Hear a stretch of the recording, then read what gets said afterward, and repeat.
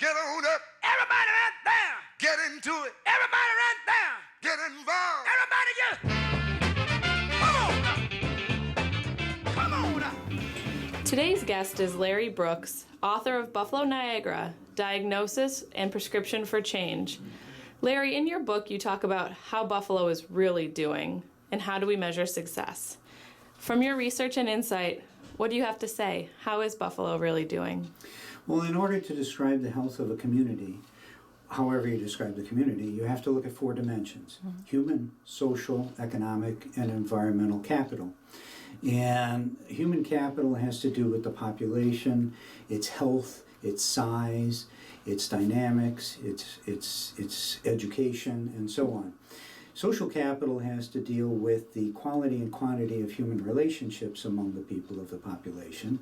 Economic capital is things like jobs and employment and capital construction and various levels of economic activity. And lastly, environmental capital has to do with the quality of the assets in a region and their depletion or protection and preservation. So in looking at, let's take the first one, that example that you gave, human capital. How is Buffalo doing in that category? One of the key indicators is the health of the population. Now, this is measured by Department of Health statistics, and those are aggregated and then analyzed. And for instance, the Robert Wood Johnson Foundation has been comparing counties in all the states of the Union for many years now. In New York State, of the 62 counties, Erie County ranks 54th and Niagara County 57th. So we're toward the bottom and less healthy than most counties in New York State. It's not a good indicator. Yeah, definitely not. And then the next is social capital. You had mentioned during the radio show that our rates of volunteering and philanthropy are down among New York State and the national average. Why do you think that is, or what is an idea to make that change? Well, the reasons aren't exactly clear. Social capital is declining across the nation. That was revealed by Robert Putnam in his book Bowling Alone. But for some reason, we're falling behind the national averages.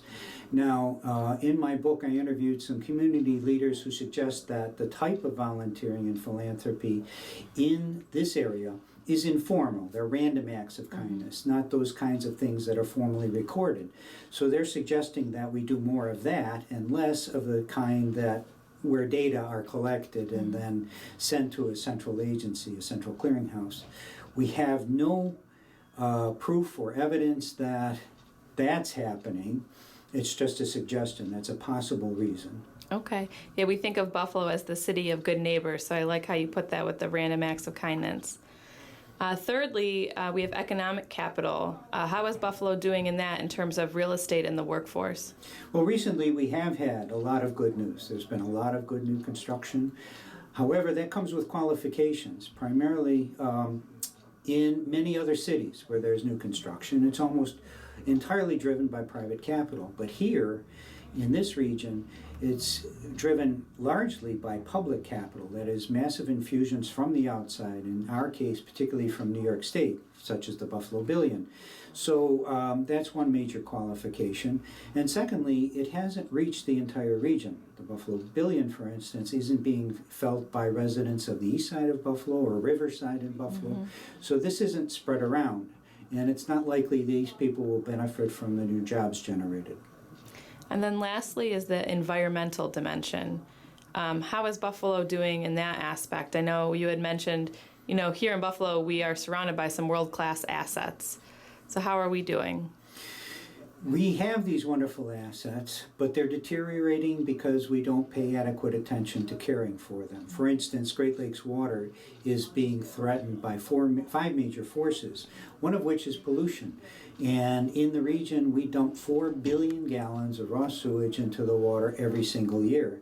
Now, the EPA is forcing, for instance, the Buffalo Sewer Authority to remedy that situation, but it will take years. In the meantime, we continue to pollute our clear water, which in a world of growing water shortages and droughts is going to be an ever more valuable resource. We still haven't treated it as such on a regional basis.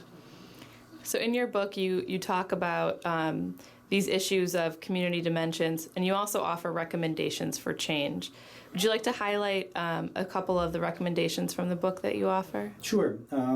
I think the primary problem the region faces is sprawl. And what that does, it spreads our resources thin, it dilutes these resources and makes it difficult to attract individuals and businesses to our region. It also increases the costs for the people who live here.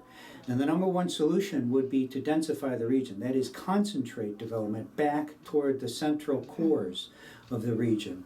And by doing that, we would not only increase the efficiencies of our resources and lower costs, but we would attain a critical mass that would attract people from the outside. The second thing that I would worry about is fractured governance. This region has 64 governments, and they work against one another.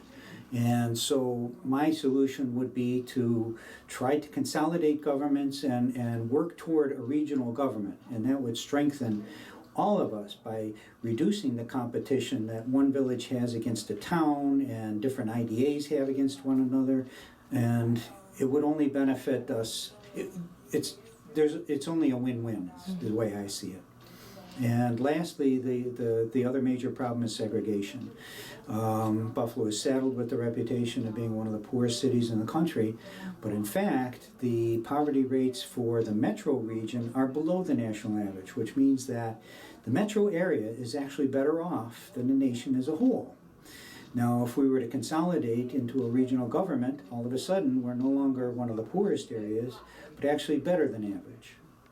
Well, thank you very much for sharing your insights. Again, this is Larry Brooks, author of Buffalo Niagara, Diagnosis and Prescription for Change. So congratulations on your recent book. It can be picked up at Talking Leaves or other bookstores in the area.